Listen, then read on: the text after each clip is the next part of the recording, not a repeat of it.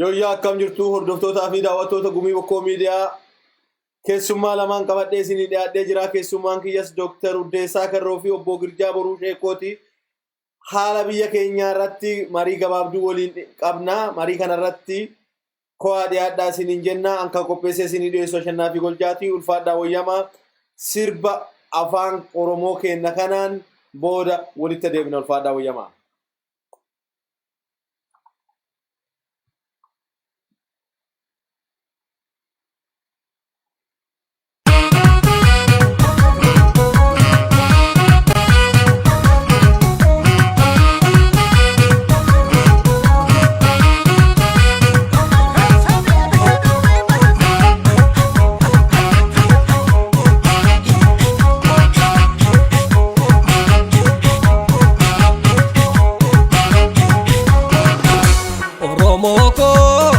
Isin kabuufi kanin baasee dhugaa bakka dubbadhu yoonduu eelee akka nyaanne gumaako har'as boruus waan asini dhaammadhu sindiisee hindeessu hin baqadhu sodaadhee roorroof hin jilbiifadhu hangan du'ee dhagaa fi biyyee boraafadhu sindiisee hindeessu hin baqadhu sodaadhee roorroof hin jilbiifadhu hangan du'ee dhagaa fi biyyee boraafadhu.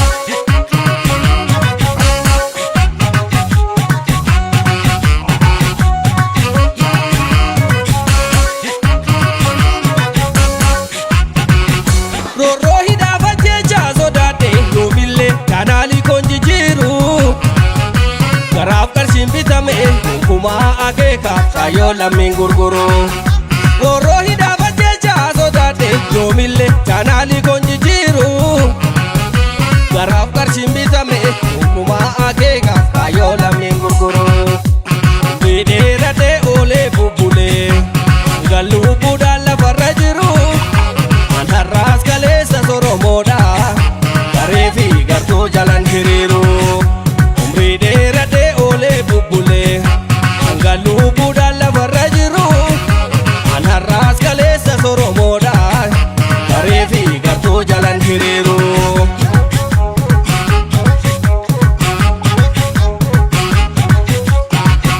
Kan guyyaa gamtaa waliin ijaarree kan maaliif dhoksaan galgala diigaa kan osoo garaa mirgatti kaatu kan didee maaliif bitaatti fiigaa.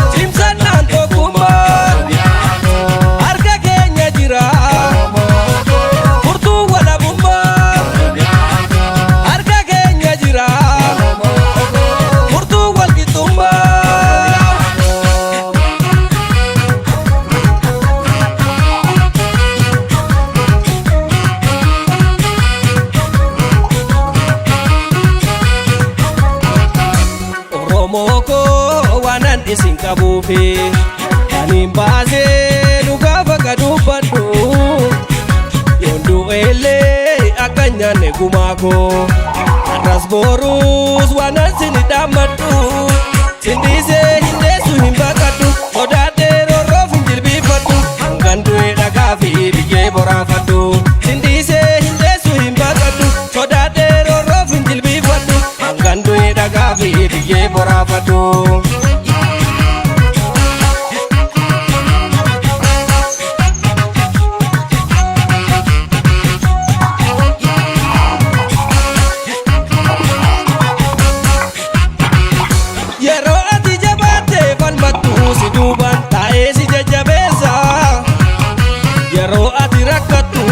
Koo sodaadhee maafan dhugaa kee dhoksaa yeroo ati jabaatee falmattu si duubaan taa'ee si jajjabeessa yeroo ati rakkattu qarreetoo sodaadhee maafan dhugaa kee dhoksaa ani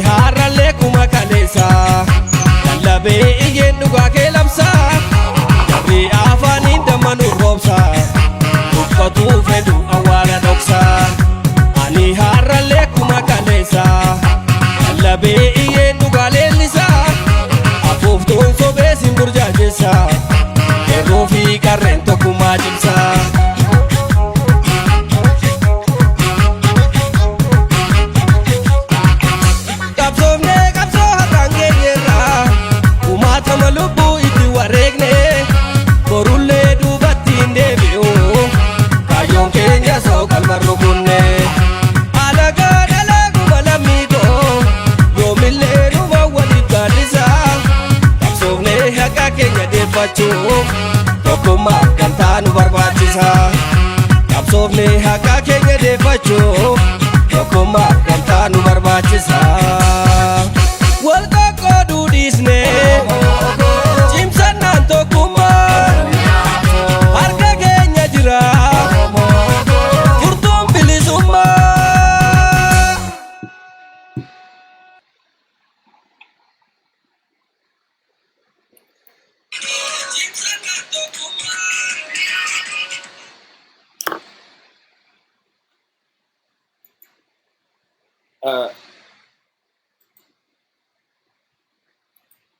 Eshi yooyaan keessummoota kee. Yooyaa. Eshi isin haariyaa mootii gumii bokkoo fi ni beeku keessummoonni kennas ne sududumaan gara gaaffiif deebii kennaatti deemina. Gaaffii isinii qabu keessa tibbana ijoolleen waamicha yuunivarsiitiin adda addaa godhu keessatti keessattuu yuunivarsiitiin naannoo Amaaraatii fi naannoo Tigraay isin jira. Ijoolleen Oromoo naannoo Amaaraatii fi naannoo Tigraay dhaquun qabu ijannoo jedhu qabna nuti akka gumii bokkootitti fi akka dhuunfaa kiyyaalessanis isin akka ummata Oromootti akka ummata san keessa nama bahe tokkootti akkamitti ilaaltuu fakkeenyaa fi kanaan dura waan ummata Oromoo naannoo Amaaraa keessatti irra gahe ni beektuu kanarraa kaatanii akkamitti ilaaluu dandeessu mee isa kanarraa wanaa jedhaati gara gaaffii biraatti ceena. Uraagarraa jalqabna abbaa Hacaalullaa. Dooktar numaatti waan kanaaf jedhe dhiifama. Rakkoo qabu maarre hangafaan jala qabanii waan seera aadaatiin. Gadattume. Seera keenya irratti aadaa keenya irratti yoo mariif kaanu gadaa gaafatanii mire. Dhuguma. Aadaa gaafatanii sun aadaa keenya gula deemna. Waagaa jiru namni gula dubbatu. Keenya gula deemna. Akkasumaan itti fufnaa maari dansaadha. Gaaffii dansaa garuu wanni tokko yeroo ammaa kana keessatti waan biyya sanatti deemaa jiru balaa biyya san keessatti socho'aa jiru innaa agarru Oromoon ijoollee fi warra keessaa baasanii biyya gara biraa sanatti yookaan immoo kutaa biraa sanatti deemanii baratuudhaaf rakkinni guddaadha. Maaliif amma fakkeenyaaf yennaa yeroo seenaa fudhannee nuti duraan gaafa barmoota keessa turre uraagaa keessaa baanee gara Sidaama keessatti bakka Ergaalamee jedhanutti barataa turan. Yeroo amma Haile Sillaasee san gaafa sochoonni guddaan ka'e nuti maal taane warra keenya deemuu hin dandeenye warra irraa fagaannee jirra. Ammallee immoo warri poolisooti biyyaa maal tolchane ijoolleen magaala san keessaa baatee akkasiin akka hin deemne adeemtalleen immoo qabanee maneedhaatti guuraa turan. Anuu mataan kiyyaanu yeroo sanii torbaan afur hidhamee ture. Maaliif abbaan keenya achi hin jiru haati keenya achi hin jirtu nuti kophaa turre mana kireeffannee mana kiraa keessa turre ani poppuleessi biyyaallee. Maani warri suni targeetti nu godha ennaa sani. Warri biyya badhabbatu warra kana warri biyya balleessu warra kana jedhanii nurratti harkaafi guddoon nurra fudhataa turan. Ijoolleen warra biyya keessa qubataa biyya keessaa saba biyya keessa qubatu ijoolleen isaanii mana galte. Nuti immoo waan achi keessa olii gad deemaa yookaan immoo bakka tokko dhaqaatu waan nyaataa bitachuudhaaf waan tokko fudhachuuf hin dandeenye. Amma kun ijoolleen tuni yeroo kana keessatti waan biyya keessa jiru waan biyya keessa deemaa jiru kan duratti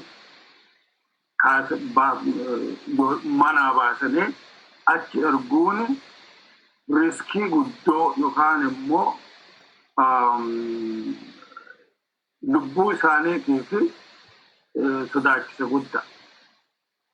Kanaaf jechuun warri ijoollee qabdan ijoollee keessanii yeroo ammaa kana keessatti yoo ka'e lubbuu isaaniitiif yaaddan ta'e ijoollee keessanii jala qabachuun barbaachisa. Maaliif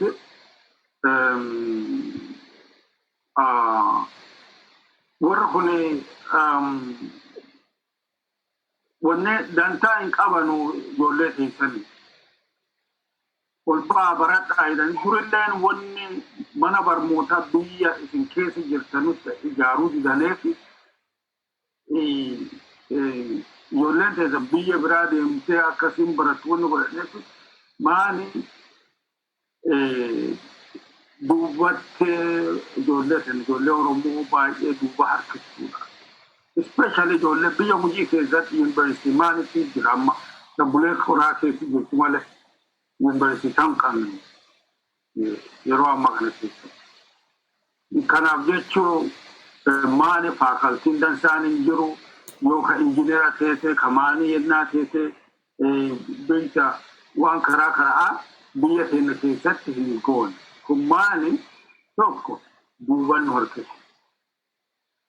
Mala dhu'aatan jechuudha. Kanaaf ijoolleen yeroo ammaa kana keessatti dhukkuba jira, waraanatti deemuu jira, balaa guddaatti deemuu jira. Tigree keessatti waraana guddaa jira. Kanaaf jechuun ijoolleen keessan yeroo ammaa kana keessatti isin biraa akka hin deemne karaa kiyyatti yoo humnaan ijoollee keessan irraa guuranees dhaqaa baradhaa jedhan malee yoo waan karaa humnaa teesse malee. Yoo hunnaallee ta'e immoo ijoolleen immoo mirga qabdi guddaa godhu akkasitti ilaala karaa biyyaa. Ulfaadhu wayyame mee doktari bara darbe keessa mucaan tokko fa'aa amma fakkeenyaa gara Moyyaleessanii gara Arsii keessa ajjeesanii reeffa warraa erganii mootummaan naannoo Amaaraa garee faannoo jedhan amma garee faannoo jedhan sani guutumaa guutii qawwee itti dheera mootummaan Abiy. Kana ilaalcha keessa galchi wanta ijoollee yuunivarsiitii naannoo Amaaraatiif Tigraay hidhatteerra ga'uu mala jettu.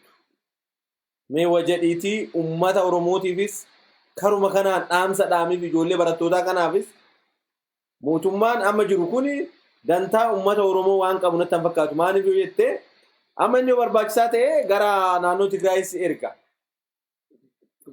Namichi koloneelichi kun aangoora turuu isaa malee ijoolleen Oromoo hiyyeessaa namni hiyyeessa tokko akkaataa inni itti guddifate nuti ijoollee warra hiyyeessaati akkaataa maatiin keenya itti nu guddifate hin beekne akka ijoolleen sun immoo miidhamtu namni barbaadu hin jiru akka isaaniitti warri guddan isaa wal qabi doktar mee waan jedhi kanarratti ulfaadhu wayyam. Galatoomaa kun dhuguma adoobetta inni ilaallee rakkoo lamaanti rakkoon guddoon jira ijoollee waan achi dhaquu dadduuf dhaquu malleef tokkoffaa ijoollee Oromoo lammaffaa ijoolleen sabaaf sablammootaa hundumtuu biyya sadhaquun qaban tokkoffaa maani dirree waraanaati lattisu amma lolli itti deemaa jira kaaba jechuun lolli deemaa jira lola mooyaneera jedhaniira malee ayii dhaabanii hin jiranu ayiin deemaa jira kanaaf naannoo ayiin lafa la'ii irratti deemaa jirtu irratti mana barumsaa dhaqanii baradhaa jechuun rakkoo guddaa qabaa kanaaf dhaquun qabanu lammaffaa haalli Itoophiyaa amma keessa jirru waahid gosummaa akka malee jajjabaattee namni gosaan wal qoodee ollaan gochi tokko gosa biraa akka diinaatti yeroo akka malee ilaaltedha yeroon kun sirrii mootii namni akkas akka diinaa wallaaluu qabu. Garuu amma yeroo ammaa haalli deemaa jiru haalli mootummaan kun deemsisu waan san calaqqisiisaa jiruuf waan san babal'isaa waan jiruuf yeroo ammaa kana lafa lolli irra deemaa jiru irratti biyya gosummaa akka malee garaagarummaan gosa lamaan jidduu jirtu yookaan sabaaf sablammoota jidduu jirtu akka malee babal'attee akka malee sadarkaatti wal ajjeesuuf wal loluurra geette irratti naannoo lollitti deemu irratti deemanii hin baranna jechuun akka malee dogoggora guddaa fakkaatti. Kanaaf achi dhaquun adoobetta ammallee dhaqiisa ammaa kana callaarratti xiyyeeffatanii isa dhabanii amma turanii wanni kun waan yeroo gabaabaatti furamaaf ta'a yookaan gadi bu'aaf ta'a yookaan immoo gadi buutu taatee suma keessa darbee hammaatti ta'a. Kanaaf eegatanii adoo achiin duuba deemanii wayyaa maaniif amma akkuma beeknu biyya san keessatti mormiin guddoon mootummaa reeqqisiitti yookaan mootummaa gaafii keessa galchitu yuunivarsiitii irraa kaati yeroo baay'ee. Sababa kanaan kan ka'e mootummaa warri jedhamu amma addee mootummaa jiru ka Itoophiyaa keessa jiru suni sodaa guddaa qaba barattoota yuunivarsiitii irra. Rakkoon kun eessattiyyuu badhaate garuu yoo dhakkaa warra lola deemsisaa jiru warra beektaa fedhintaa adda addaarraa murtaa'een nama naannoo Oromiyaa keessa jiraatu akka diina gurguddaatti warri ilaalu babal'ataa dhufee jira. Rakkoon godhakkaan isaanii deeggartoota isaanii waa isaan jedhan dhagayaa jirra. Rakkoon Itoophiyaa rakkoo warra federaalizimii barbaadu kana jedhaa jiru. Warri humnaa ijoolleen tun achi dhattee uummata isaanii irraa bayanii qofaa isaanii bu'anuu warri nu balleessuusaa fi yookaan biyya teenna akka duritti baranne irratti akka barbaanne godhuu nu dhoggaa jiru warra kana jedhanii waan yaadanuu fi diidatti argatu ijoollee kanaa. Ijoolleen barumsaaf achi dhaqan kana isaan immoo tajaajila dhimma adda addaa irratti xiyyeeffatanii akka riivenjii yookaan akka diina bal'ina argatanii fudhatanii ijoollee kana akkuma kanaan dura bara darbe akkuma qaabattan ijoollee 12tti du'e yuunivarsiitii naannoo warra kibbaa kana keessatti ijoolleen Oromoo nama 12 du'e reeffa gara biyyaa ergan ijoollee 12. Ijoollee 12 jechuun ijoollee qotee bulaa fa'aa mucaan tokko fa'aa naannoo Booranaarraa ijoollee horsiisee bultoota keenyaa nama tokkocha barsiisuu akka rakkoo ta'e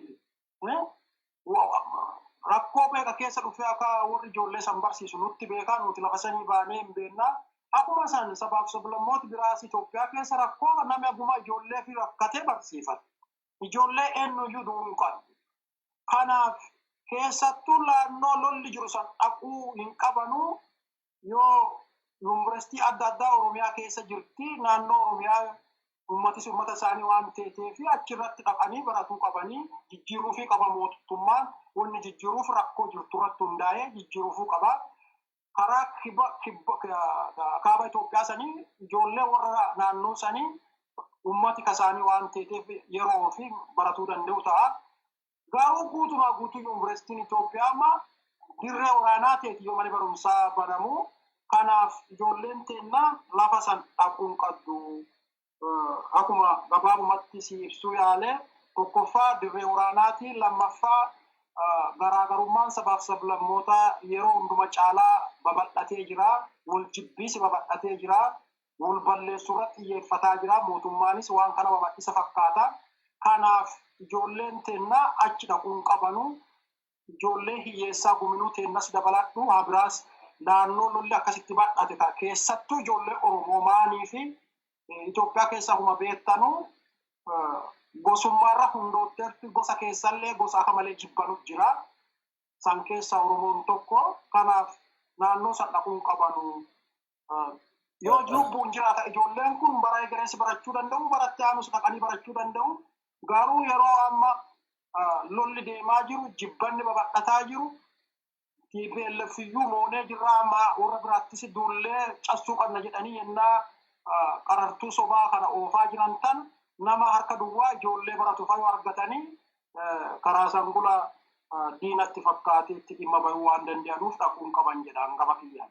Ulfaadhu wayyame mee fakkeenyaaf ilaali naannoo Amaaraa san keessattuu namicha Abbaree Addaamu jedhamu yoo dhaggitanii irrattanii isattuu hoogganaa ture gaafa ijoollee Oromoo ijoollee 2012 yuunivarsiitii naannoo Amaaraa keessaa fixan isatti hoogganaa ture warra naannoo Amaaraa kan. Ammas isa jira cufaa amma qawwee itti dhee naannoo Beenishaangul Gumuzii dhadhee rukunnaa naannoo Oromiyaa dhadhee bakka kana rukutuu qabnaa bakka jedhu kanatti ijoollee achi ergite ijoollee kenna erganii harkumaan kennanii eegachuun hin ta'etu nagaan nu galaniin hin danda'amu. Mee waan isaan dhaadannoo isaaniitiif akka amma isaan jiran kanaa wal qabsiisaati. Oromoon gonkumaa mucaa fi tokkocha addee achi ergu manni barumsaa naannoo Amaaraa jiru keessaa fi naannoo Tigraay jiru akka ijoollee Oromoon barbaachisne maal tolchuu qaba ijoollee fi irratti sabi kenna. Yoo barbaachisaa ta'e jijjiiranii naannoo Oromiyaa, naannoo Dabuubii, naannoo Sumaalee, naannoo biraatti erguu malee naannoo kana lamaan gonkumaa ijoolleen Oromoo gonkumaa sittama. Achi deemuun qabduu jedhaan akka kiyyaattis maal jettu kanarratti? Akkuma amma jenne Ashee amma gabaabumatti jibbanni wal jibbiis biyya san keessatti namichi amma addee muummicha ministeeraa jiru kuni mootummaa Itoophiyaa waggaa lamaan darriteen dura Itoophiyaa dura bobbaddeeyitee yoo laalte hadha yoo laalte eessa akka deemnee jiru eessa akka deemaa jiru tilmaamuu hin danda'amu. Biyyi tun diktaateroota haa ta'anu maleeyyuu biyya akka mootummaa qabdu ka seerri beektaa diktaaterootayyuu haa ta'u malee nami akka malee jibbamis nama qabuun nama hidhuun nama jeesuun haa jiraatuyyuu malee nama murtaa'etti xiyyeeffatanii jeesaa turan malee walumaa galatti maanummaa namarra murtaa'anii nama ijjeesan turan kanaan dura. Har'a garuu maanummaa namarra murtaa'anii nama jeesaa jiru. Halkanii mana hidhaatii fudhanii nama jeesanii gataa jiru. Yoo ati Tigree teete hojiirraa si ari'uu jiru mana addeetti jirtu barbaadanii nama ari'aa jiru. Oromoo yoo teete addee barbaadde si jeesanii shanee jeenna jedhanii gataa jiru. Akkuma amma tireefuu jette sanii naannoo Tigraayiitiif naannoo Amaaraarraa amma rakkoo isaan lamaan lakkoo saba lola kanarra hundaa'ee tirriktii lola kanarraa kaate irra hundaawanii maan jedhaa jiru amma yoo warra beetta biltsiginnaa jedhee shuwaamu kana damee adda addaa yoo laaltu moonee jirraa humna hidhate hamaayyuu cassinee jirraa amma kanuu hafuu gara Dabuubitti indoom miishinii kana nutti kennanii akka gara Beenshaangul fa duullee yookaan gara Oromiyaa fa duullee waan kana sirreessuu qabna yaada jedhu fedhintaa beektaa halchaa beektaa hojiirra ooluu hin dandeenye akkasii qaba. Garuu halchaan suni waan fiddu garuu yoo ati dhattee nama kan barattootaa kan harka duwwaa deemu warra akkasii halchaa qabu keessa buuttee nama jeesuun salphaadhaa warri immoo gaaraa suni waan guma caalaa nama jeesutti amana. Nagayatti amanu, haasawatti amanu, mariitti amanu, akkuma seenaan isaanii dhaggisiisu nama jeesu nama isaanii mormu balleessurra waa hundaa'aniif ijoollee kana isaa akkamitti fudhatu qeerroo beektaa jijjiirama kana fidde warra beektaa ammas rakkoo diktaateroota isaan barbaadan kan akka isaan barbaadan akka hin teene ka godhaa jiru qeerroo waan teette ijoollee kana yoo achi dhaggatan qeerroo qabsaawaa bal'ina arganne jedhanii waan ilaalanuuf achitti ijoollee kana ergu warra beektaa harka duwwaa oduu odeessu ka beektaa nama callaajjee nama dhokatee nama jeesu saniif saaxilan jedha gabaabumatti dhaquun qabanu. Wanni waan guddoo beektaa akkasii nama sodaachisaa doon ta'in ijoollee xixiqqoo ijoollee waan beekne hawwetta barachuuf waraqataa fi waa ittiin qaraatu qabattee yaatu san yoo argatanii qarartuu kijibaata sobaa tana isaan irratti dhimma bahu jedhee waan shakkuuf achi dhaquun qaban jedhan gabaabumatti. Ulfaadhu wayyame Dooktar. Mee Girjuwaati kanarra waan dabaltu qabdaa? Ani waan asirratti xiqqoo waan dabalu maal fakkaata. Gujii mammaakee waan jedhe si warra isiniifuu jenna jabbiin hoota hin jenne.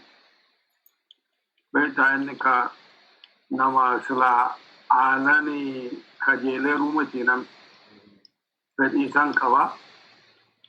Amma nuti wanne dubbii tanaa haasofnee kaanee wanni nuti irratti mari'annee kaanee nama kennaan kenna jenne wanni asirra baaneef yeroo ammaa kana keessatti Oromoo karaan itti duulanii jira. Karaa tokkoon warra qotee bulaa isin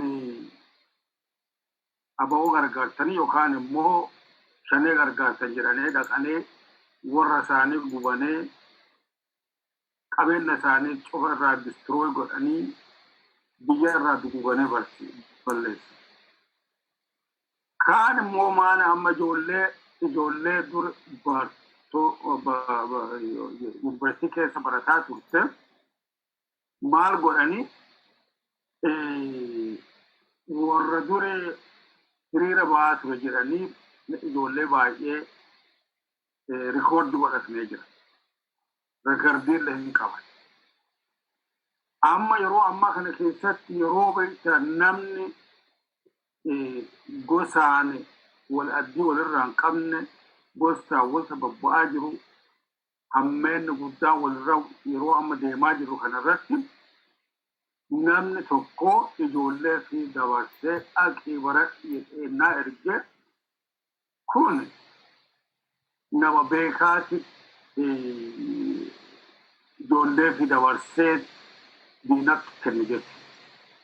Maaliif yeroo ammaa kana keessatti ijoollee keessan isin barsiisuuf adoon ta'in maali ijoolleen tun karaa biraatitti deemtee yookaan immoo dhaaba karaa keessa seentee waan biraa hojjetti fa'a.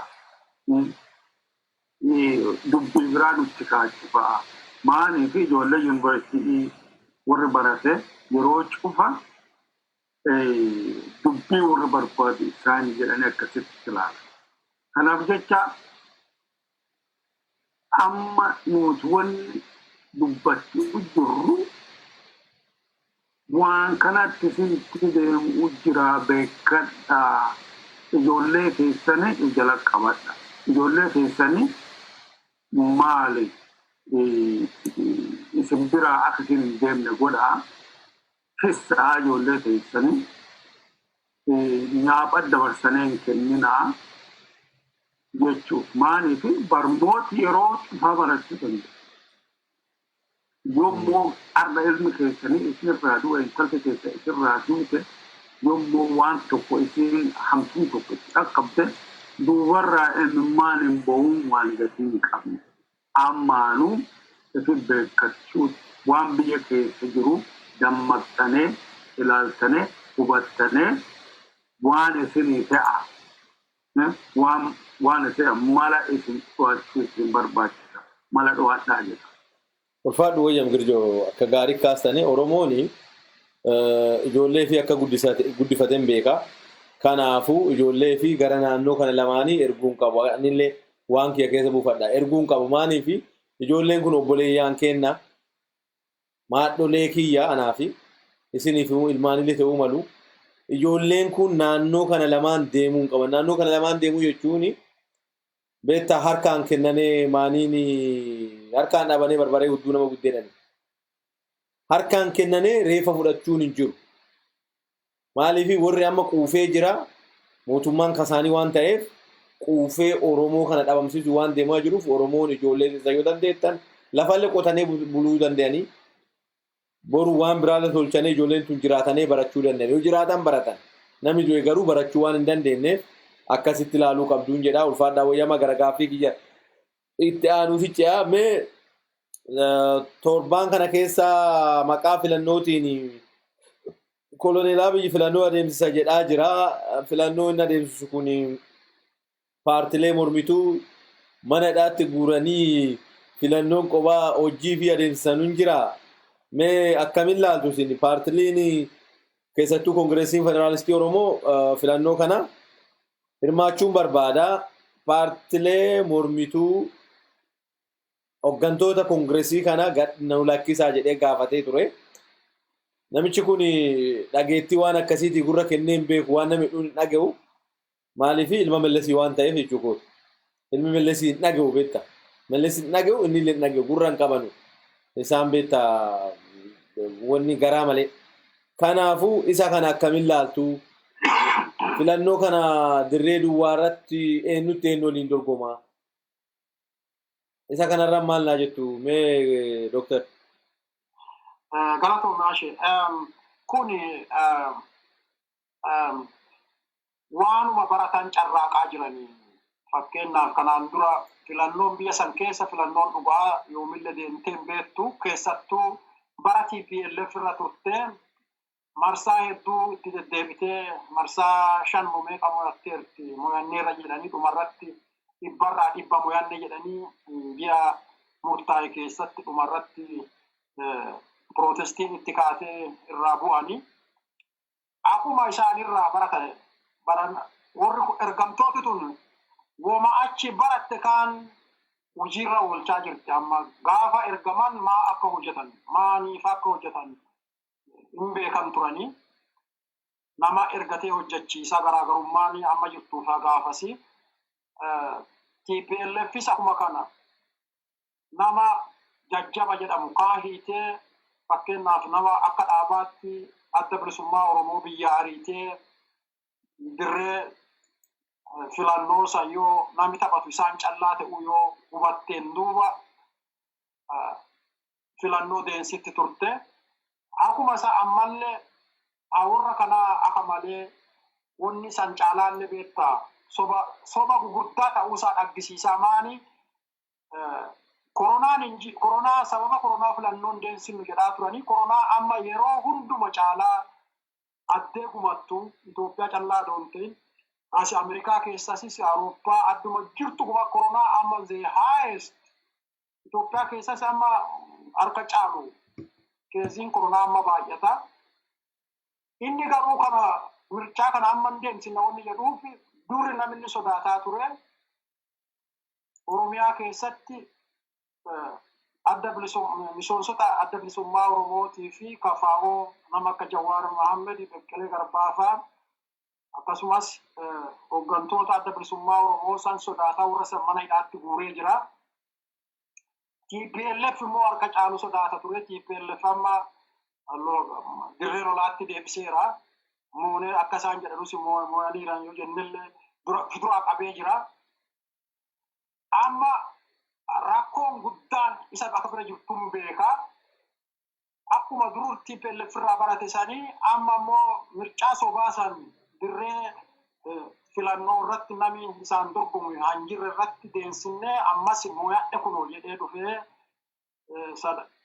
waan konstituushinii Itoophiyaa tabeetta coonee baganna yookaan immoo jijjiirra jedhan san jijjiiranii federaalizimii jedhan kana diiganii karaa santi deemuu barbaadanii kun yoo barbaade ammas deensifatuu danda'a namni sarraa fudhatu hin jiru. Oromiyaan silaayyuu dirree lolaati Tigraay dirree lolaati nami mirchaa isaanii nami filatanus hin jiru nami filatus hin jiru. Warri Itoophiyaa limmuutii durii barbaadu suni mirchaayyuun barbaadu isaan ammumaayyuu appruuvii godhuufii barbaadu. Muummichi ministeeraa amma ittuma fufuu malee mirchaa maalti barbaachisa nama biyya qabutti mirchaa deemsisaa jedhaa jiru. Biyyi garuu mirchaa deemsisee dhabaatellee biyya akka inni qabate diigaa waan deemti malee gara biraatti hin deemtu. Kanaaf filannoo inni jedhu filannoo sobaati. Sadarkaa paartii bilchiginaa jedhan kanatti garuu filannoo sobaa sanis nama cimatti soba deemsisaa. Isaan soba sanillee deemsisanii hin danda'anu. Caalaatti biyya diigaa deemanii wanni filatanus hin jiru, namni filatamus hin jiru, namni filus hin jiru. Rakkuma jirtu tana gaduma xuuffessaa ifitta gabaasaa deemaa jira jedhaan gabaabumatti namni filatus hin jiru, namni filanus hin jiru. Ulfaadhu Dooktar mee Girjoo tarii namni kun filannoo kana adeemsisuu nama ariifateef kanaan dura koronaan hin jiru jedhamee dhufe jedhamee ture. Amma akka irraa namittiin hooggantuun fayyaa Itoophiyaa odeessitetti namni 300 guyyaa tokkotti hospitaala galuu jedhe. Keezii cimaadha. Amma garuu filannoo gideemsuun ni danda'ama jedha namichi kun. Mee isa kana maal jetta Birjooki? Galatoome ishee agayga waan filannoo kanaa yennaa hubatuu feene kun filannoo sobaati. Maaliif gaafa duraatuu amma gaafa Tigreen filannoo deemtee kaatee filtatanii isaan maal jedhanii koronaa maaliif jira dhukkuba biyya keessa jira yeroo ammaa kanaatti godhuu hin dandeenyu jedhanii sobanii akka filannoon dabu yookaan immoo duubatti akka deemu godhan. Kun maali karoorri isaanii yeroo sanuu maal fakkaata? Yeroo santi tokko karaa Tigree itti dhaanuun mala dhaatuu jiranii. Lammaffaan immoo warra dhaaba Oromoo kana karaa hayyoota Oromoo akka Jabaarfaa akka Baqqalee Garbaafaa warra jajjabaa jannoota Oromoo artistoota jajjabduu kana maan tolchan distract godhanii isaan balleessanii yookaan immoo ka ijjeessanii ka hidhan hidhaa keessa galchanii amma maan dirreen isaanii bal'ate. Maaliif warri kun hidhaa jira kun baqatee biyyaa baqatee badee jira kun hidhaa jira kun ijjeeffamee jira amma maal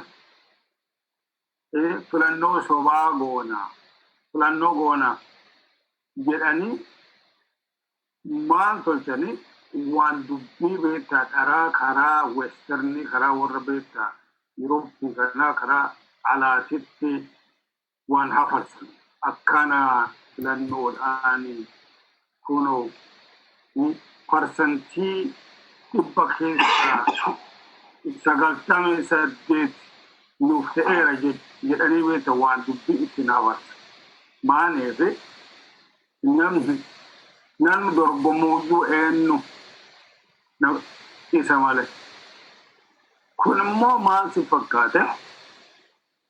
Warri nafxanyootaa yookaan immoo warri beektaa sirna Minilikii deebisuu fedhu waan kana harka dhibbaatti duuba jira.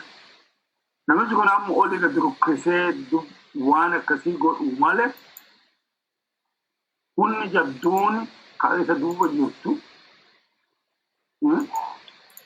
humni jabduun kan isa duuba jirtu faayidaa beektaa akka dansaa gargaaraa ta'ee fi jirtu furan nafxanyaati. Nafxanyaan immoo maani karoorri isaanii inni beeku malee yookaan immoo isaa galtee jirtu yookiin immoo isaafuu galtee yaakan waan beektaa waan dharaa hafarsaa. Warri kun bilxiginnaa wanni jedhan muyyuu akkasiin jiraattu warra filuume. Maaliif kun bilxiginnaa keessa namni jiru yeroo ammaa kana keessatti baay'een isaanii eenyu yennaa jechuun warra duri baay'een isaanii warra dura OPDO keessatti harki guddaan amma warri nafxanyaa kummaan warra kanaayyuu akka isaan badan barbadeessanii akka isaan dabu. Maaliif kolonelicha maal jedhanii ati sitti mataa sitti angoon ta'e garuu warra kana immoo barbadeessi akka lukkuun bahitaa facaaftee balleessu kan balleessi. Yoo akkasiin ta'in atille nagaa argachuu hin dandeessu, nuutille nagaa argachuu hin dandeenyu. Kanaaf immoo maal gola walii ta'e maal isaanii kana maal karaa biyya alaatitti immoo internaashinaal gubbaatti immoo filannoo godhanneerraa kunoo sabni baay'ee nu filateera jennee kaane karaa sanii dhara hafarsuu dandeenya. Maal kuni yeroo duraatitti balleesseenaan falleen waan akkasii godhan maal warra Oromoo cufa barbadeessanii biyya keessaa balleessanii matoojii isaanii cufa gootaan warra aangoo keessa jiru cufa biyya ari'anii beekaa janna qaroo cuf ka Oromooti biyya san keessa balleessanii maal hojjetan mircaa godhanneerraa nu filataniirani jedhanii akkasiin ganna 27 aangoo gubbaa ta'uu turan. Kanaaf jechuun kun waan beektaa nu ajaa'ibsiisne. Garuu immoo Oromoon warri amma achi keessaa waan kana bilchiginnaa kan hafarsaa yaasan cufa beekadha. Warri kun isinitti akka duruu isinitti duuranii waraana isinitti deemsisaa turaneeranii waraana isinitti deemsisaa jiranii amma maal barbadeessanii isa achi keessaa wanni Oromiyaa wanni jedhu akka jiraan godhuuf karoorri isaanii guddoon the big planning guddoon isiidha. Kana beekachuu nu barbaachisa. Ulfaadhu wayyame Dooktarii Oromoon kanarratti beekatee bakka Baqqaleen Garbaa manadhaa jirutti, bakka Dejeneen Xaafaa manadhaa jirutti, bakka Jawahar Mahammad manadhaa ta'e, bakka Abdiin Raggaasaa manadhaa ta'etti, bakka Koloneel Gammachuu Ayyaanaa bakka hayyoonni Oromoo manadhaa ta'anii filannoo deemsisuuf yaaluun kun filannoo sobaa akka ta'e uummanni Oromoo sirriitti hubatuu qaba.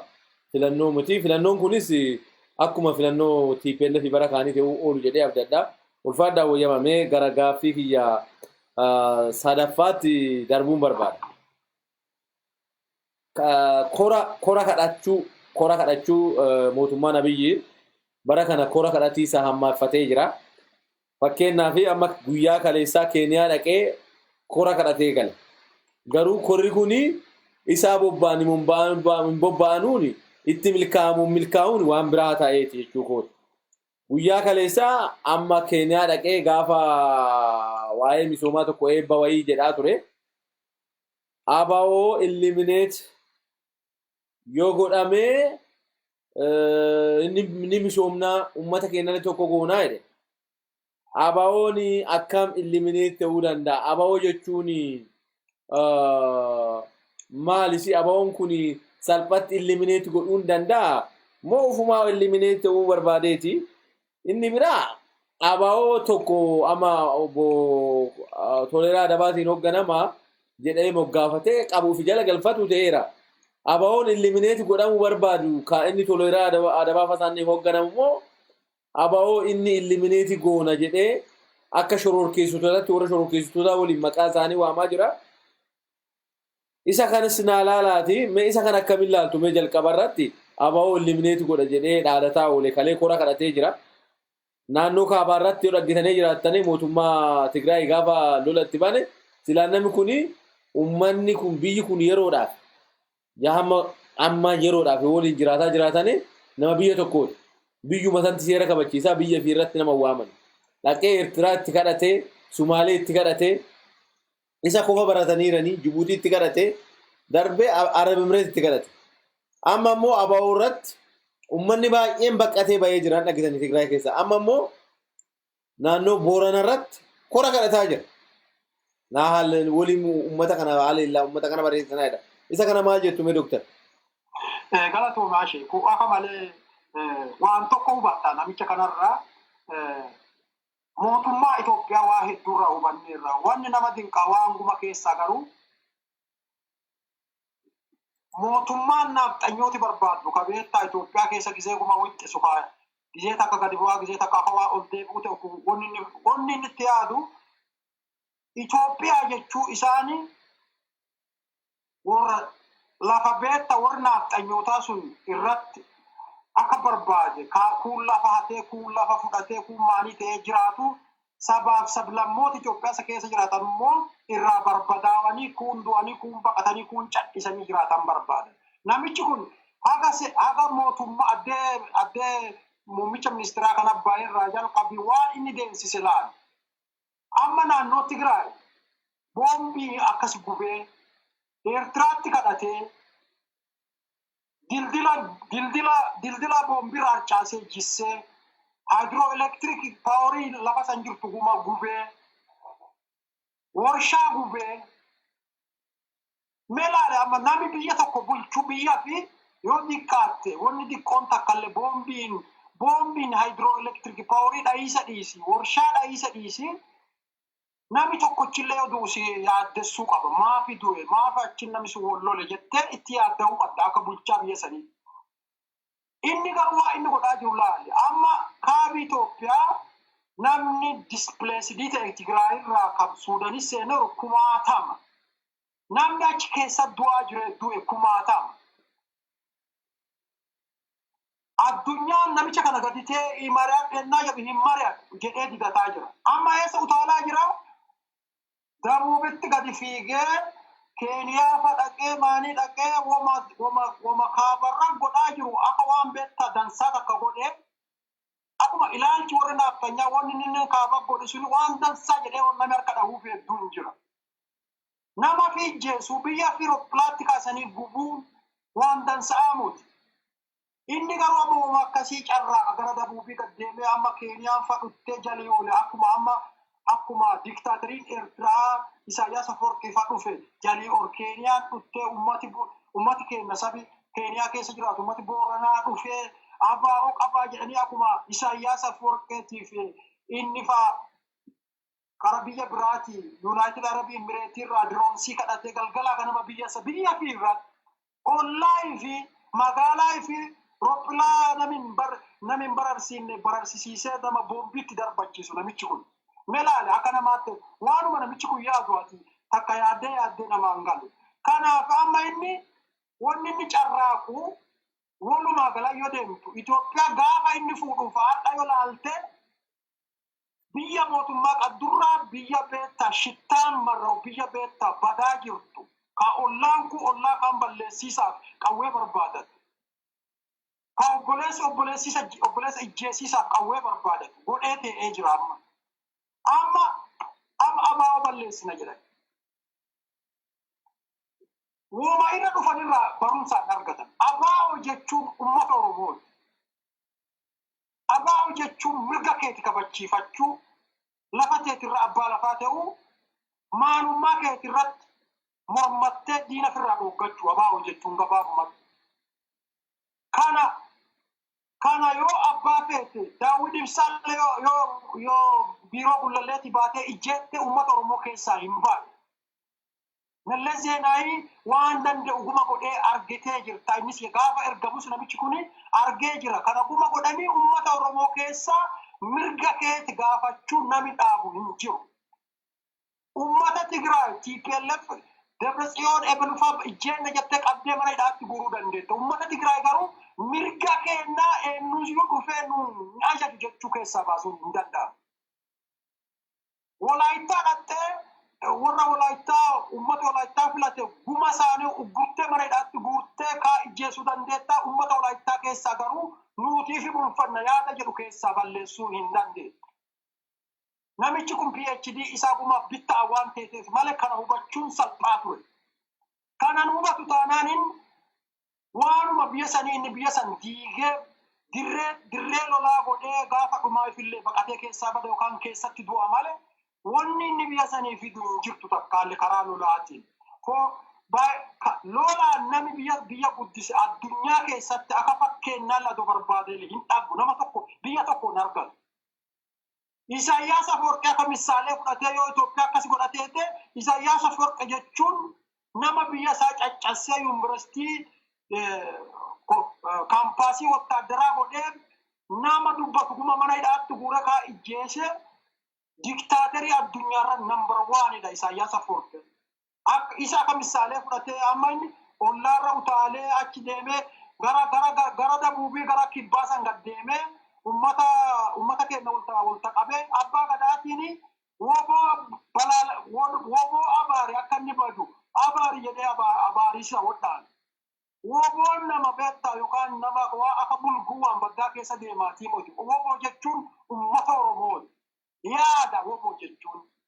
Yaada jijjiiruu yaaluu qabda malee nama balleessuun, nama jeesuun, nama abaaruun yaadi mirga fiitii mormachuun nama keessaa hin buqqaatu. Namichi kun biyya Itoophiyaa jedhan sanillee hin diigaa jiran malee jaaraan jiran. Rakkoo Oromiyaa Itoophiyaa Oromiyaadha. Kun ka hiikattu yoo gadi ta'anii mari'atan calla. Nuti mirga kennaaf mormachuun uummata Oromoo nama dubbatu. Ka biyya alaa jiru achi kasasneer addeen achi kasasneer Saggaayee Araarsaa achi kasasneer Profeesar Isqeel Gabbisaa achi kasasneer mootummaa Ameerikaallee yookaan kasas abbaa beeteyyuu kasas. Gaafiin garuu namatti kasastuu mootiin namuma sibira jiru kan qawwee hin qabne ka harka duwwaa jiru san mataa san keessa jirti. Gaafiin sun mirga gaafataa jira namni sun mirga isa abbaa beeteyyuu keessaa baasuu hin dandeettu.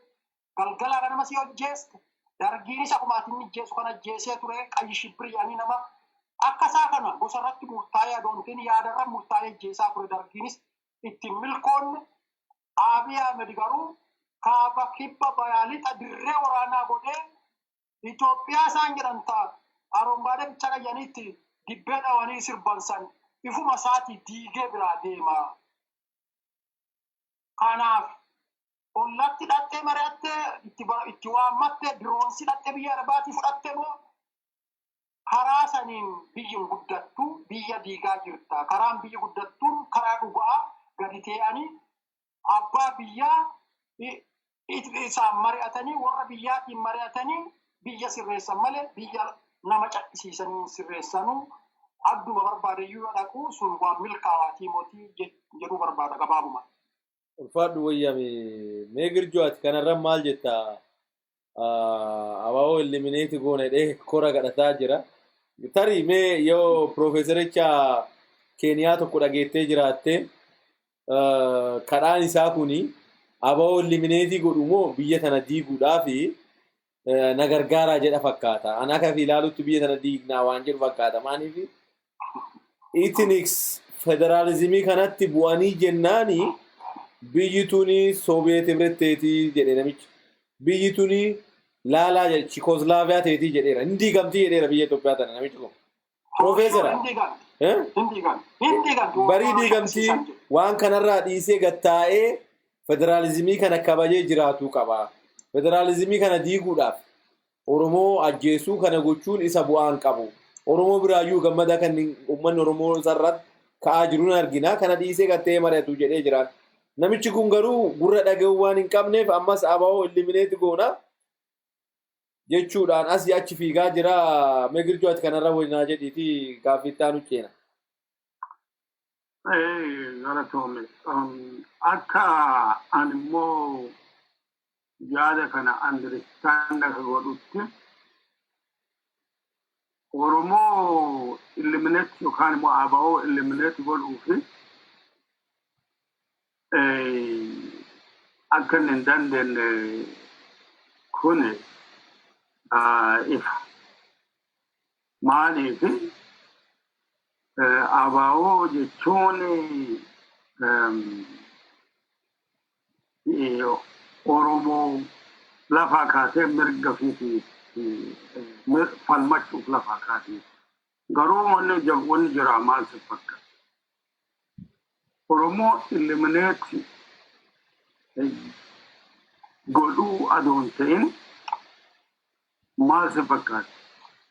Istiraateejiin kun Oromoon tarkaanfii tokko yoo gara duraa fudhatte tarkaanfii lama immoo gara duubaa akkasiin deebitu. Kun ifarratti immoo nuti immoo beekuu qabna.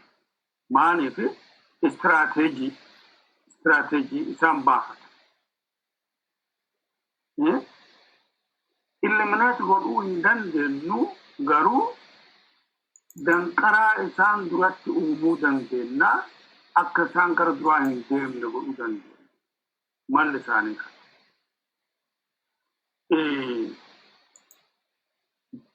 Abiyyi Tigree dhowwuu yookaan immoo Tigree duubatti deebisuu fi malli tokko istiraatejii tokko kan godhate Isaayyaas Afwerqii bira qabate. Maaliif namichi kun isaan bira guddate isaan beeka mala isaan dhawatan cufa beeka mala akkuma gafa ati jette kaan mallasa guddise mallasitti nama kana isatti maali buukii godhee fi leenjise isa gallakke. Buukii isaa saniin deematte jechuudha. Kana maali amma Keeniyaa wali dhaquuf maali? Keeniyaa keessa Oromoo jira, Booranaa jira. Karaa saniin maal Oromoon akka karaa santi baatee yookaan immoo karaa saniin akka ol hin seenne. Maaliif kanaan dura Somaalee keessatti waan hamtuu godhaa turan. Maal Somaalee balleessaa turane amma hoo Somaaleen immoo Keenyaa keessallee jirti. Malli inni dhawatu kun istiraatejii kana immoo akka dansaa baratuu nu barbaachisa. Namichi kun nuti akka saree maraattuutitti ilaallu malee akka gafa jedhe san warra istiraatejii baasuu kan yeroo guddaa ta'ee waan kana xanaxanaa isaa wasta ture jira. Kun amma warri kun isa jala ta'anii jiran. Balleessineen dandeenyu garuu immoo maal ejjeta isaanii gara duubaatti tokko innaa isaan gara duraa fudhatan lama akka isaan gara duubaa deeman godhu. Maaliif kun fiixa bahuu hin danda'an yoo akkasi goone. Istiraatejii san. Ka Keenyaa kun maani karaa alaatitti karaa intarnaashinaalitti gargaarsa qabnaa waan akkasii qabnaa jedhanii beektaa dubbii hafarsan. Tokko san lammaffaan immoo akkuma gafa jedhe sani lammaffaan baqataa dur ka Oromoo ka biyya san keessa jiru baay'ee jira. Ijoollee kennan beekna ka baqatteetiin marsabeetti jirtu baay'ee isaanii jira.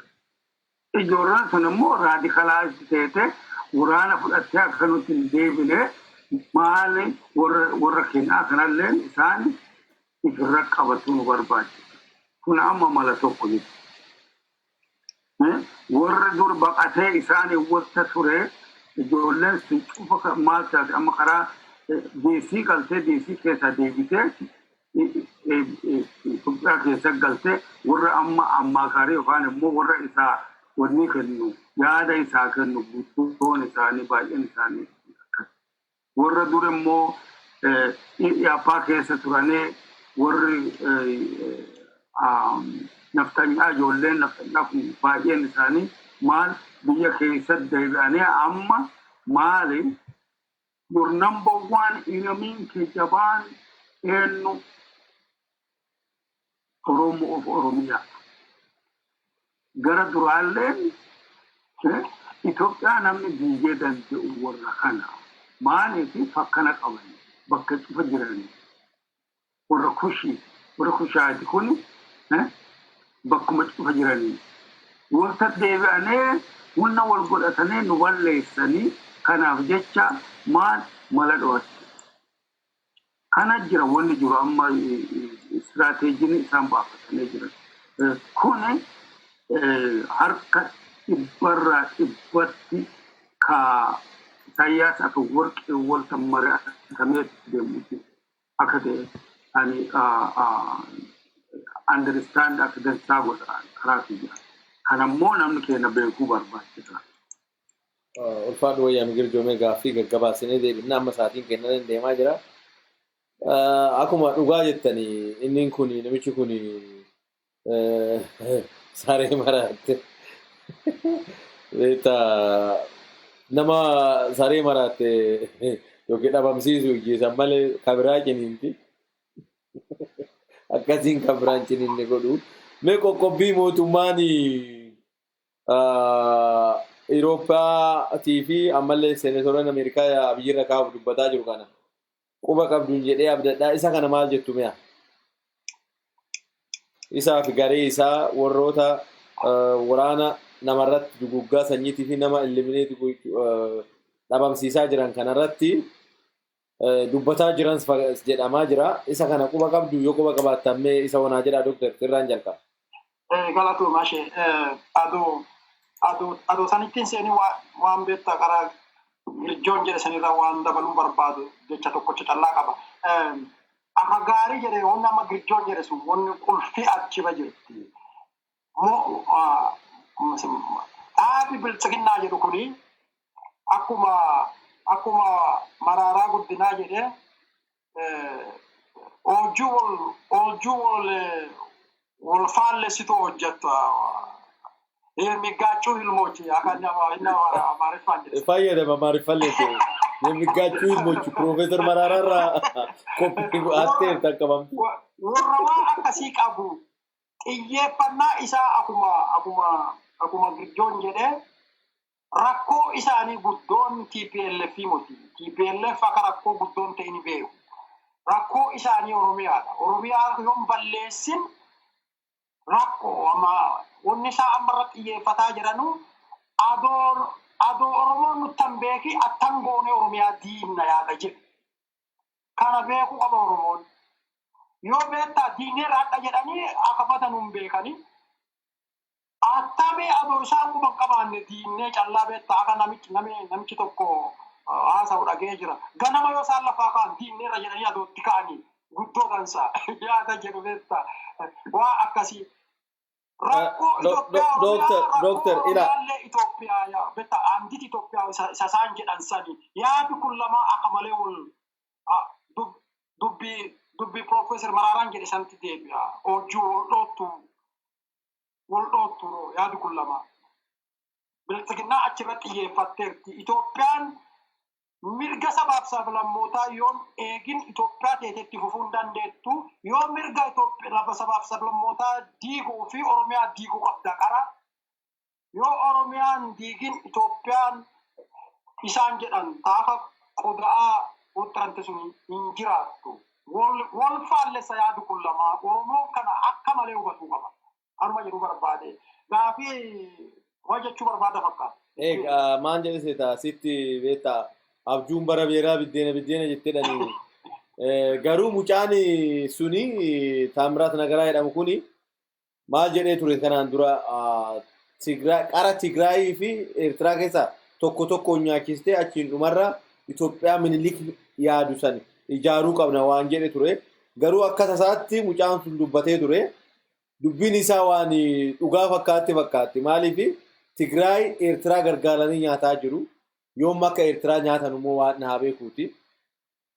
Kana jechuu barbaade. Kanumatti beekama diktaatorooti beekama dhagartaa waan uummataa yaada waan dheertuu waan hin qabnee fi fedhintaa isaaniirra muddaawanii waan hojjetanuu fi namni Itoophiyaa waan gaarii yaadu Isaayyaas Afwerqiitiin walii gala jettee nama yaadu hin jiru. Isaayyaas Afwerqii yoo Itoophiyaan diina qabaatte Isaayyaas Afwerqii tokkoffaa. in amma biltiginaa fi Isaayyaas walii galuun maali akka isaan dhaabatan gabaasee sitti himaa jechuudha. Kanaaf dubbiin namichi sun odeessu rakkoo Itoophiyaa Oromiyaa jechuun sun amma yaadi isaanii akkasi. Itoophiyaa isaan fedhan sun yoo Oromiyaan diigin jaaranii hin danda'an. Oromiyaan immoo diiguu hin danda'an. Rakkoo isaanii amma guddoonsa. Uummata Oromoos kanuma irratti cimee biltiginnaa wanni jedhan kun laale. Amma akka isaan fedhintaan biltiginnaa biraanchiin biltiginnaa jedhamtu turu amma konfliktiin hojii konfliktii akkasiin qabdu. Achuma keessaa achuma laateettee laalleettee hubachuu dandeenya. Isaanuu self bombarding paartii nu amma wal balleessuu fi yookiin wal balleessaa yookiin wal gula deemuu hin danda'u. Ulfaat dooktarii. Ani aba'oo eliminate goona jechuurraa adoo namichi kun ka'ee fi eliminate godhe isa salphataa koloneelichi kun gurraan qabu maal goonaa miti. Mee waa'ee qoqqobbii sarraa wanaa jedhe qoqqobbii mootummaan Awurooppaatii fi seeneetorri Ameerikaa koloneel Abiyyi fi namoota isa fakkaatanii yakka waraanaa irratti irra kaa'uuf amma hojjetamaa jiru kana quba qabdan jedhee abdadha. Isa kanarraa mee wanaa jedha. Kun akka malee amma karaan beektaa dansaan mootummaan Itoophiyaa kaama jiru jedhamu kun biltiginnaa wanni jedhamu kuni hojjuu isaaniitiif addunyaa haalli amma namirra bulaa jiru wal faalleessa. Ati amma yoo rakkoo qabaatte biyyi tiyya internal affairs jettee nama balbalatti cuttee ijjeestee kaan internetirraa kuttee waan akka barbaade gootee dildila cabsuun nama ajjeesuun nama jirraa ajjeesuun dhimma keenya ka keessaa jettee dhossuu hin dandeettu. Warri biltiginnaa keessa jiru kuni atrist nami dura bu'aan suni hubannoo cimaa akkasiin qabu. Warri isa duuba isa ergu garuu hin beeka. Wanni akkasii godhanii fagoo deemuu kan dandeenye beeka warri isa ergu kun. Amma addunyaani lolli deemaa jira. Waa isaa Itoophiyaa keessa godhaa jira. Isaan dhossaniiru malee gubbaa saatilaayitiillee gadi ilaalanii dhaggaa jiru. Keessallee nami adda addaa gabaasa waan godhuuf dhaggaa jiru. Akka kana deemanii yeroo dheeraa akkas godhanii turanii hin danda'an. Ideensa kana yoo jijjiiran malee. Yoo ideensa kana hin jijjiirin already senatorooti biyya kanaa Ameerikaa irra mari'ataa jiru. Sankshinii ciccimoo irra godhanii akkamiin beektaa trippiltii godhanii akka mootummaa isaa kun godhuu hin dandeenye aga yoo marii fudhate malee. Yuuroopiyaa yuuneniin akkuma san. Kun wanni godhamuu godhamuu ka ta'uuf danda'uuf maani ideensi isaa inni lola babal'isaa jira malee karaa waan furuun deemaa hin jiru. Lola kaabaa adoo nama jeesaa jiru, adoo nama balleessaa jiru, adoo nama ollaarraa buqqisee biyya biraatti baqasiisaa jiru, karaa kibbaa immoo abiraatti dabaliisaaf fiigaa jira.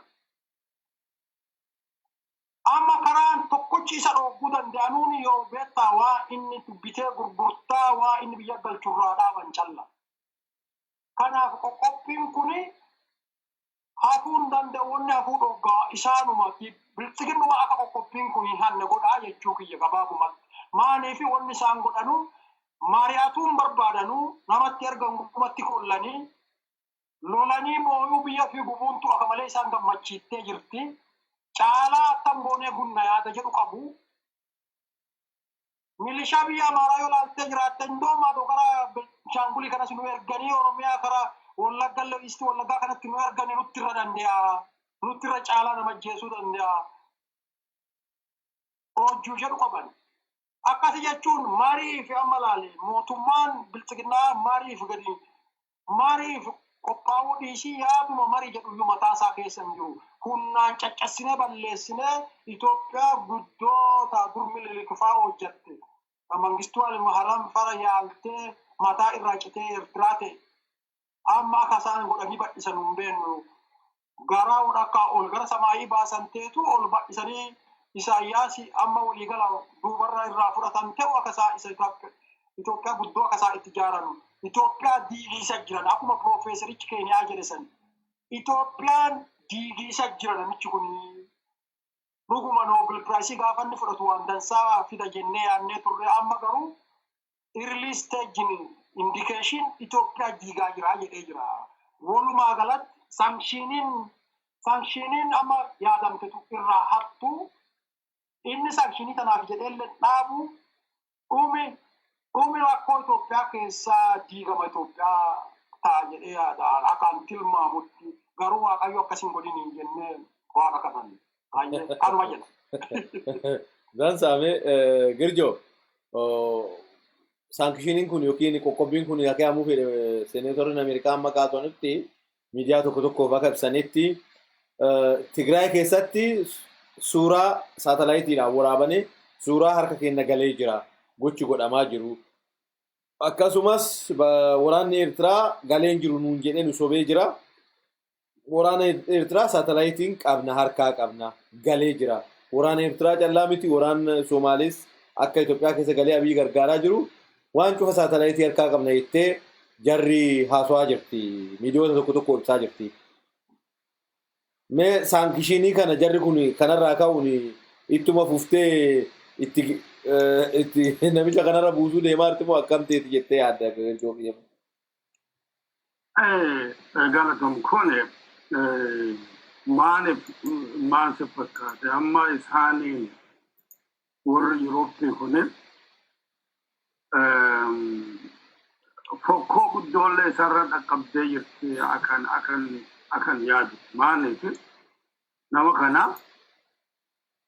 Nobel laureateedhanii gaafa kaanii badhaasa kennanii fi nama nagaa uumuu deemu nagaa biyya san keessatti uumaa.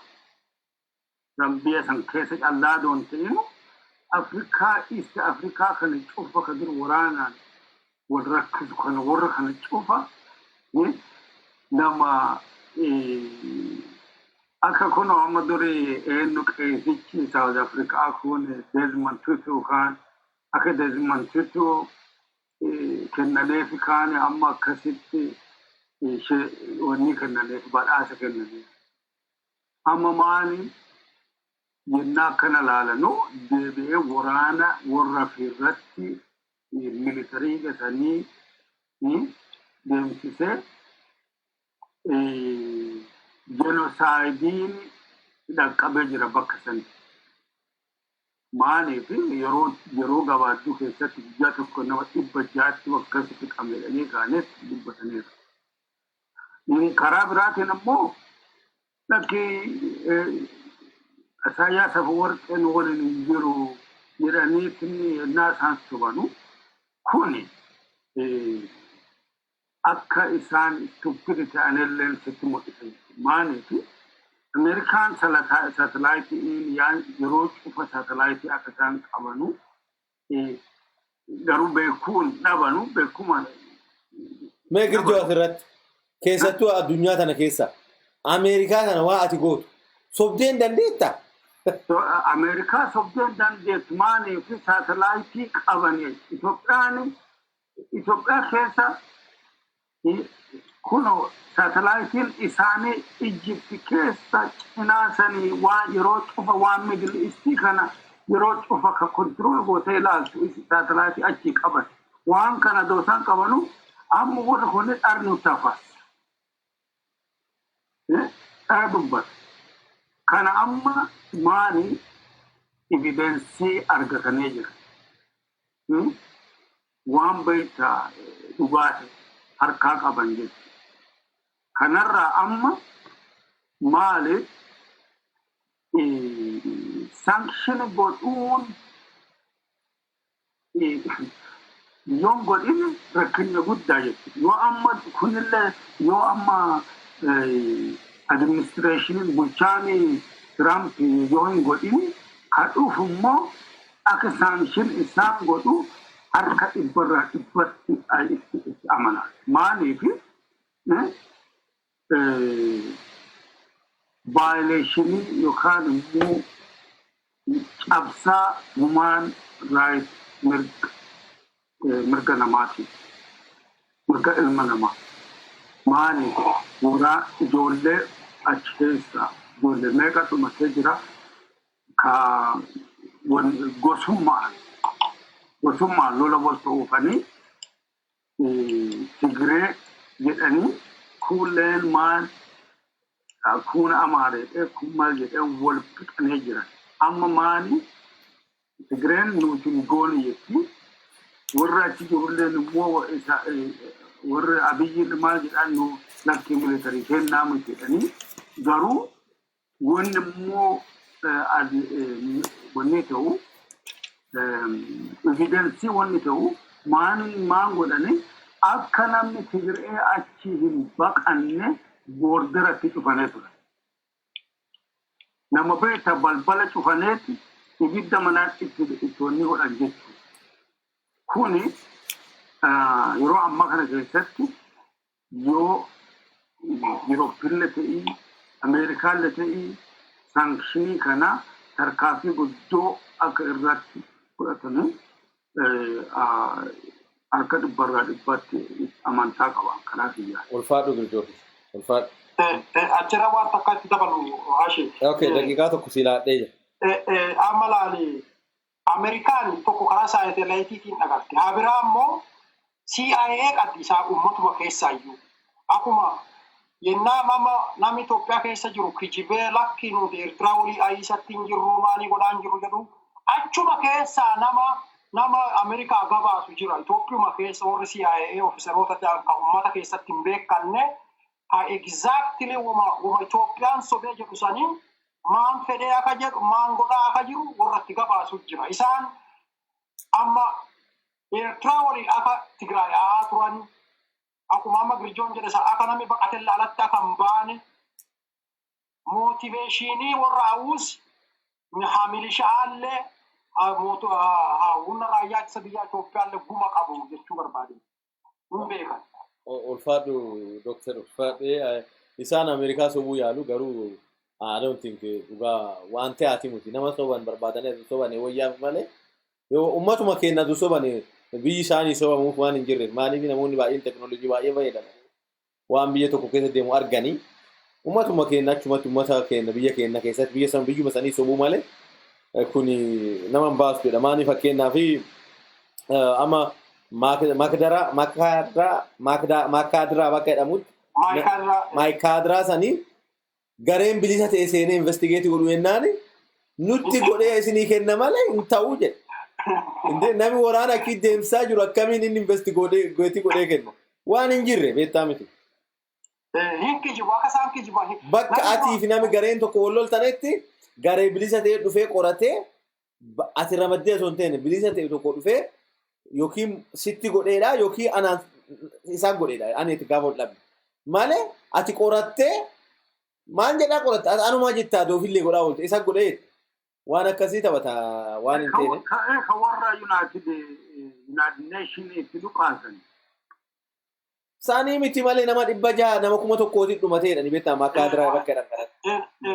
Uummata 1,000 dhumateedha kunaa fi siviil genocide ethnical cleansing waan ta'eef seennee qorannaa jedhaa jiranii inni immoo lakki ana qoratee isin amma Ridwaan Hussein na dhageettanii jiraatane qorannee nuti isinii dhiyeessinaa jedhaniiranii isaan immoo qorattanii akkas nu dhiyeessitan nu feenuu jedhaniiranii. Waan harka keessaa qabanu. Akkasime gaaffii kiyya xumuraatu deema.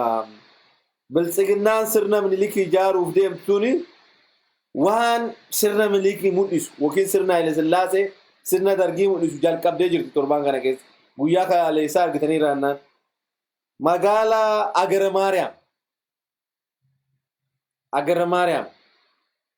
Maariyaam lafi jedhamuun jira yoo beektan moo wama akaakayyoon isaanii akkuma Finfinneen Addis Ababaa jedhee Adoolaan Kibira Mangisti jedhee Agara Hiyooti jedhee Amboodhaan bakka Adaamaadhaan maqaa Adaamaa Bishooftuu kana fa'aa itti moggaafatan Dabra Zayit maanii jedhaa turan kaani akkuma gaafa kaani afaan Gujii jedhe namichi kun amma immoo tuffii caalte bulee horaati maqaan lafa sanii haga fi beekutti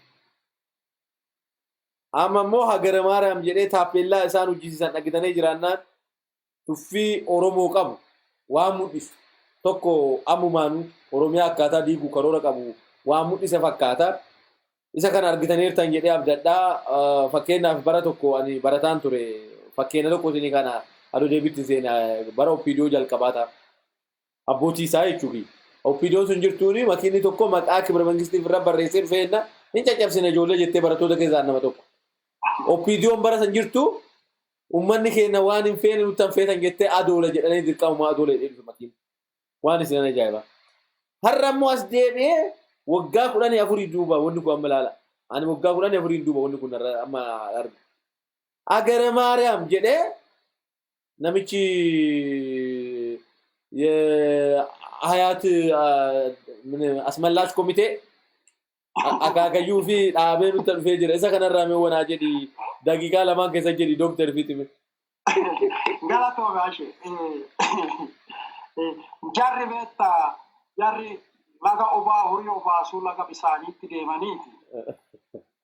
Hin deemanii laga bisaanii kanaa karaan dheerate.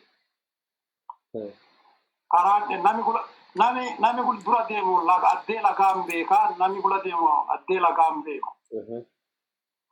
Isi laga bisaanii kanaan geennu jedheen namichi gula deemu kun.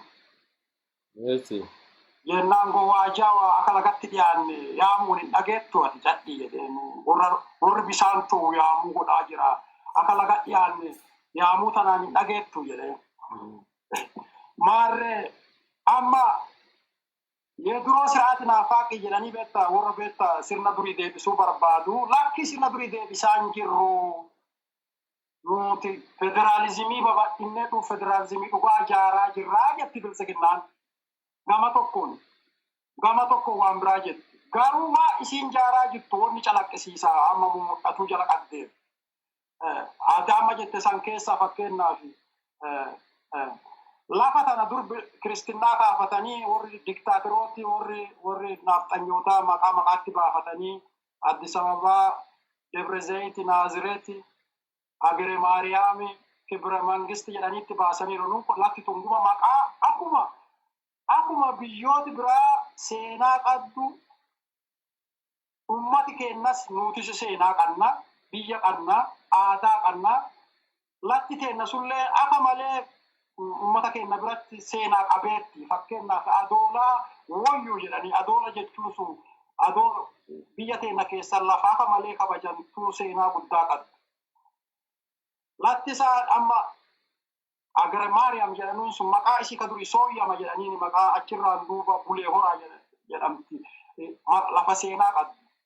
Akkuma biyya biraatti asmallaash komitee hangafati jettuun babal'ataa deemtu ammas manfasii asmallaash komitee sun bilisiginnaa keessa akkasiin jirtu inni dhaggisiisaa laali kunoo namni haayiweeyii hojjetu suni magaalota Itoophiyaa kana keessa karaan kun dhufu maqaa magaalaa sanii aanaarraa yookaan bulchiisa magaalaa keerraa waan qabuufi dogoggoraan kana barreessuu hin danda'u dogoggora jedhuu hin danda'u.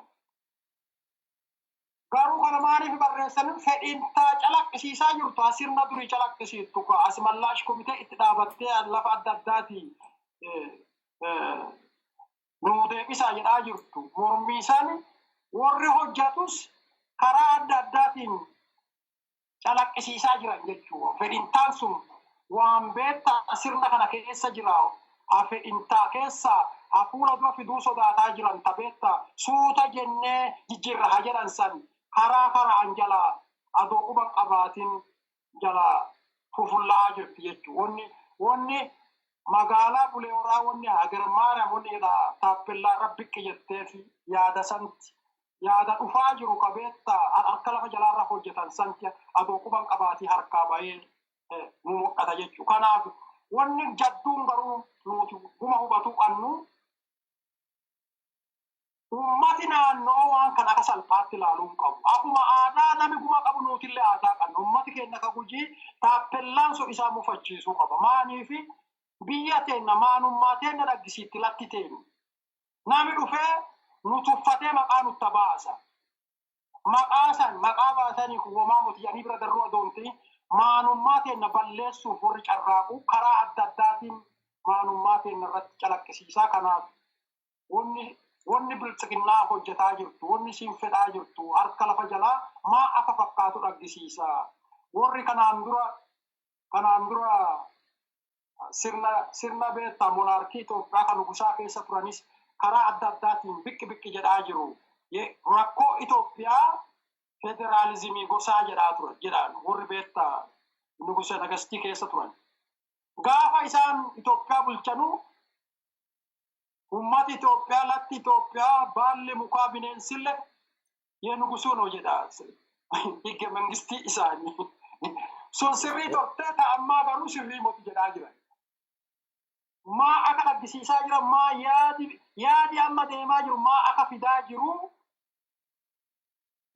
waan calaqqisiisaa. Signaalii beektaa sirna dhufuutii jechuu barbaade gabaabumatti. Galatoo. Ulfaadhu jame Dooktar mee Girjoo fakkeenyaaf sirni kun sirna nafxanyaa ta'uu waan mul'isaa. Dooktaris kaasee jira. Anis yoo jechuu yaalee jira.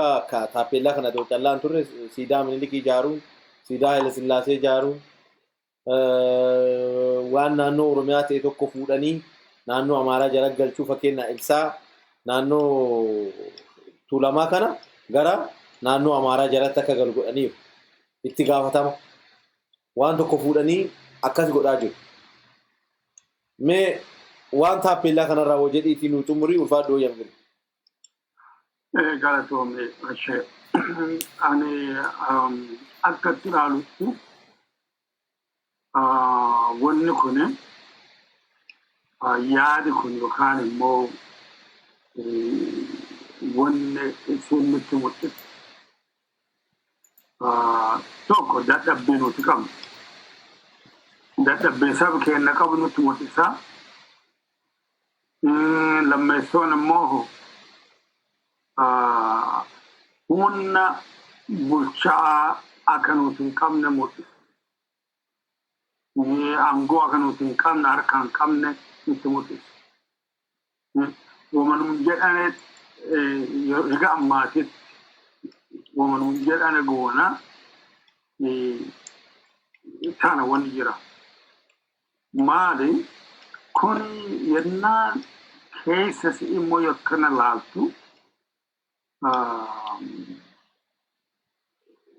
baay'ee nama gaddisa. Amma Gujii keessa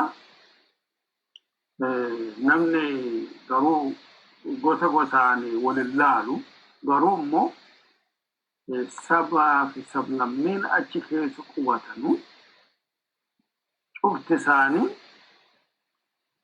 maani akka beektaa aadaa keenya, afaan keenya, waan nuti beektaa qabnu, waan nuti silaa itti qabnu akka bisaan maal fakkeen doolleessanii bisaan doollaka yoo beektaa bisaan akka ittiin qabbaneessa maal bisaan qabbanaa waa itti darsaa miti. Akka ilaalutti ani amma nuti jabeennaaf yookaan immoo sodaa isaan nuun qabanu, nu sodaatanu, nu tuffatanii wannaan nu tuffatanuuf maali waan keenya irratti nuti yookiin mirga keenya irratti yookiin du'u yookiin waraanatti seenuu yoo mariin dadhabne jechuun yoo beektaa mariin haasofnee haasawaan yoo lakki wanni kun hin teetu waan ta'aati miti lakki kun teenna lafa nuti maqaatti baafata akkuma maan tolchane dhufaneetin gamsa keenya kiristaana tolchane maali isin waaqeffannaan keessan dansaa miti kiristaana taa'an maqaan keessan kunillee dansaa miti maqaa jijjiiradhaa maqaa xurii jedhanii maali nuti jennee bula deemne كوران مو كجول مولولة كاف مو مالك أكو مثلا ولا سوسوجي ديمه مقال يجيرني وان كانوا كنا تشوف حربوفيه لافت كنا ما ولا ديم يرو أما كان كيسات 21st century دبره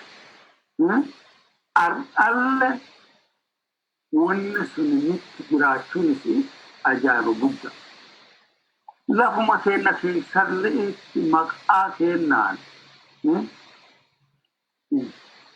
اتبلو اتوجاتو اتجراتو بنتانتي مان ونكسي ما في قسم تفتن ما في وناجي نرالو نوت سرنيان قبل مو نوت بيتا بوسا تفتن مو مالي كان تشوف نامي كنا إلى اللتو نوجرا غرب ما جد متانتو كوكا إنه نهون سربه غرب ما إثي بعنه يجولة هنا دبرسون وامبد مو يروى أما كان كيستي 21st century كان كيستي عادات هنا ديمتشود أبون كنا وانغافو غدو كيس نوغالشو برباد أنا جدا توادو الفادو ويامي غرجو بيتا actually ummanni keenya sirna naftanyaas ta'e sirna kamiyyuu sirna dargiis ati nu fakkeenya lolaa turtee girjoo akkasumas oromoon sirna naftanyaa kamiifuu harka kennateen beeku hin kennatu keessatti ammas akkuma beektanu godina Gujii keessatti abbootiin keenyas isinis lolaa turta akka turtanen beekama wanna hammoo nyaatee bulgariitti amma naftanyaa jala kakkaatee bilchiginnaa ta'ee uummata keenya jeequu barbaaddi isiitana waaqni isaanirraa numa kaasaa mee ulfaadhaa wayyamaa jennaa kanaan xumurreerra Dr. ulfaadhaa wayyamaa daawwattootaa fi hordoftoota gumii bokkoo asirratti waan qabannee dhiyaanne isinii goolabnee jirra ulfaadhaa wayyamaa jennaa gumii bokkoo YouTube subscribe gochuu hin dagatinaa like fi share gochuu hin dagatinaa jenna ulfaadhaa wayyamaa nagatti nu oola nagatti nu bula. Yes.